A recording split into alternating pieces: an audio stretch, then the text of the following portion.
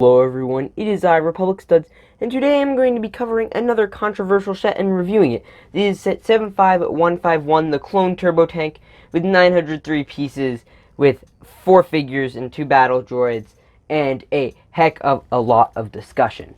Now, this set came back a while ago, I believe back in 2016, correct me if I'm wrong, but yes. So this set has come under much scrutiny, and this is, I believe, the biggest set I've ever reviewed, which is pretty cool. So yeah, this set has come under much scrutiny, mainly for its size, because a while back, the Clone Turbo Tank originally came out, and it was much larger than this, to say the least, and it was much more to scale. Now, I'm going to be covering why I actually like this set, and how those criticisms are valid, because a while back, I think we have to balance it. Like in the last installment of this type of series, I kind of discussed like a set that's actually more hated than this, which was the Saber Tank, because it wasn't big enough, and people are complaining about Lego downsizing. But I think this is a better suitable case than with the Republic tank, or the Republic fighter tank. This is the Republic Turbo Tank. So yeah, so I'm going to be explaining that all here.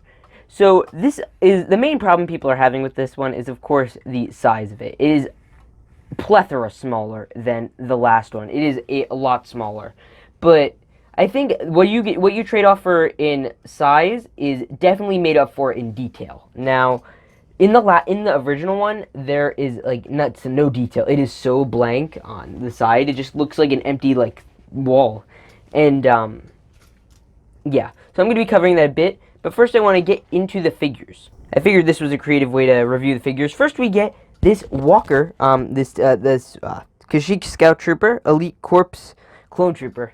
That's what they call it, Elite Corps Clone Trooper. Now, he is cool. Comes with an angry clone head. Obviously, not this pistol.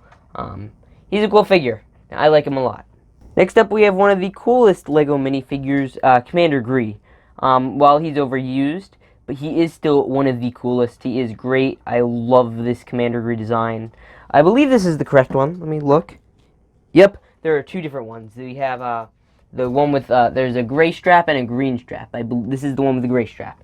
So that is nice to know. And he is definitely a very cool figure. Next up, we have one of the best and exclusive figures of the set, Quinlan Voss. Now, this is a absolutely gorgeous figure. It comes with a custom hairpiece, great for Baze Malbus, and 2 great facial printings, as well as, a spectacular, superb torso printing. Now, I do not have Luminara, but she's usually brown. This is, of course, Luminara in black. I traded her a while back, a long time ago. And then we also get 2 little regular B1 battle droids, so an amazing selection of figures. Now, to briefly cover some of the main features of the set, you obviously get a little commander. Oh, that is not good. That is because it's an older set, so the pieces wore when they're stuck in the heat of my room or whatever. So we get a nice little control area. The interior isn't too hot. You get this great little walker that I use a lot in videos. I took off the stud shooter, but I use him a lot in my clone bases because it is the most accurate AT-RT to scale in Lego, which is just mind-boggling. Which is it's just kind of funny. It's the most accurate in size, and it's nice looking. To be compact and fit into this small space. I personally built a custom little pad so you can load troops on, and yeah, we also, on top of all of those features, get a little rolling it along section of loading crates, and then we get a back section for another command room, and I just ripped it off because I am adults. Knucklehead Mitspastron, let me put that back. But yeah, nothing like getting a Republic tank with your own coffee mug.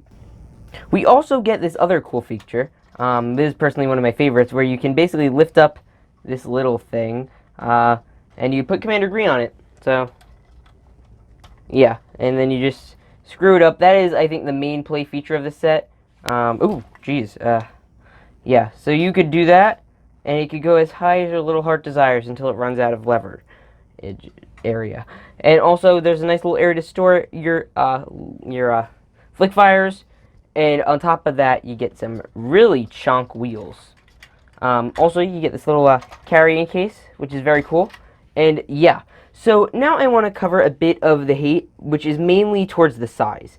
And I think that what essentially they sacrificed in size, they made up for in detail. Because with the bigger one, it just didn't look full. It looked like empty, like throughout the whole thing. And generally, the Juggernaut's an empty build. Like the only way to truly detail it is to like get different color variations, which they didn't do a fantastic job of. My sponsor actually one stud sells a great Juggernaut of the old model, but he details it up, makes it look nice. So it really makes the best of both worlds. And yeah, so obviously this one is not to minifigure scale. The Juggernaut, like a figure would be like this big. Like if you play Battlefront, you know you're about this big compared to the wheel. Figure is obviously not the scale, but it's like, yeah, like you'd be about this high really, and figure obviously isn't to scale to that. So that is a real bummer, but it is still a decent set. Everything functions. It always works. Lego is never bad at making a set work, but it definitely has its flaws. Again, mainly I think my biggest complaint would be the lack of interior space to board up troops. I mean, there was already a sad amount of troops. 2 clone troopers is pathetic. Just for comparison, I just want to pull this up. This is the old tank, and it was not super detailed, but it was really amazing. I do not own one. I have not seen one in person, but it just looks freaking fantastic.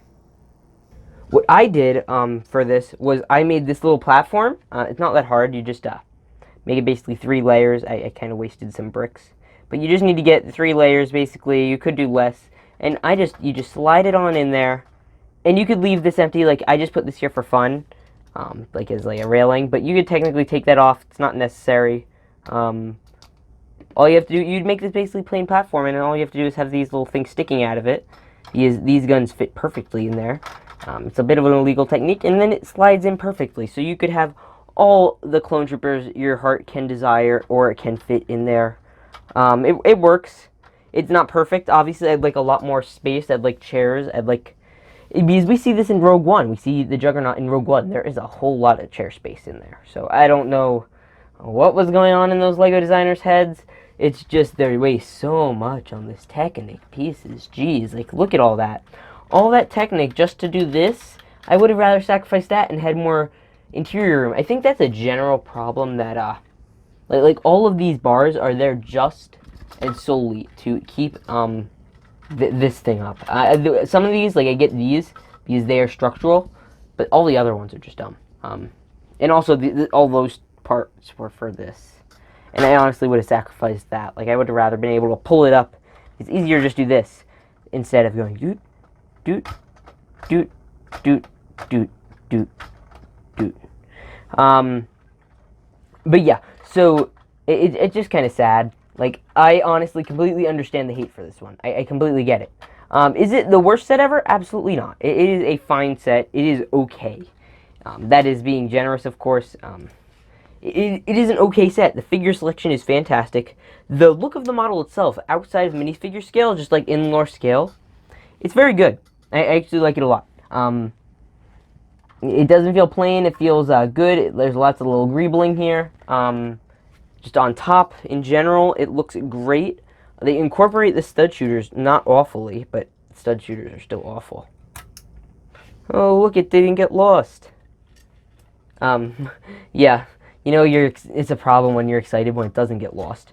We have some turrets, and I think something I was always confused about, I always thought that this was the front. But some people say this is the front, which I think is blasphemy and stupidity. Like, this is obviously the front, people. Like, it was the front in the movies. It's also confusing, like, just generally on the Star Wars designer's part, to have two different fronts. Like, the way they have it set up is dumb. Like, it's stupid. So I guess if, like, the front blows up, then the back can work. And also, if you see these guys on frickin' Kashyyyk in Battlefront 2, they are, like, massive. Like, there is so much room in there. There's technically 2 levels on the interior. That is how much room there is. So the fact that there is not, like, any interior space is just sad. And I honestly completely understand the hate for this set. Like, they don't even try to make the interior somewhat reminiscent of anything. Everything goes on the exterior looks. Like, that's the set. That's the goal of this set. Exterior looks, that's basically it. But yeah, tell me what you guys think of this set. I think it's okay. Like, it's a solid okay out of 10. I think I'd give it a 7 out of 10. I used to like it a lot more, but upon further examination, it just hasn't, like, it's just not as good. It's still fine, like, if you have, like, an out of proportion Republic base, like I do, because my base physically couldn't work in lore because it's too tiny. For figures, like the cafeteria is tiny. I think the one thing the set definitely gets well is the wheels. The wheels worked absolutely beautifully. And that's nostalgic for me because I would use it to like play around with my clones. When I was like 9 or 10, or not 9 or 10. It wasn't out by then. When I was like 10 or 11. So that was definitely a benefit of this set. I'd recommend it, like, if you're not huge on, like, detail. It's, of course, not a UCS set, so you can't expect the same level of quality. But you can definitely expect that you will be getting a good bang for your buck. I'm not 100% sure what it was going for. I believe it was 120, if not 180. 900 pieces. They were a lot of big pieces. You forget the wheels. Oh, and I just broke it off. That's no good. But yeah, so tell me what you guys think in the comments down below. I will be interested to see all your comments and responses. And let me know if you want to see more of these videos on all your favorite Clone Wars or LEGO Star Wars sets in general, where I kind of talk about the hate around. So yeah, I'll catch you guys all later, and see you all in the next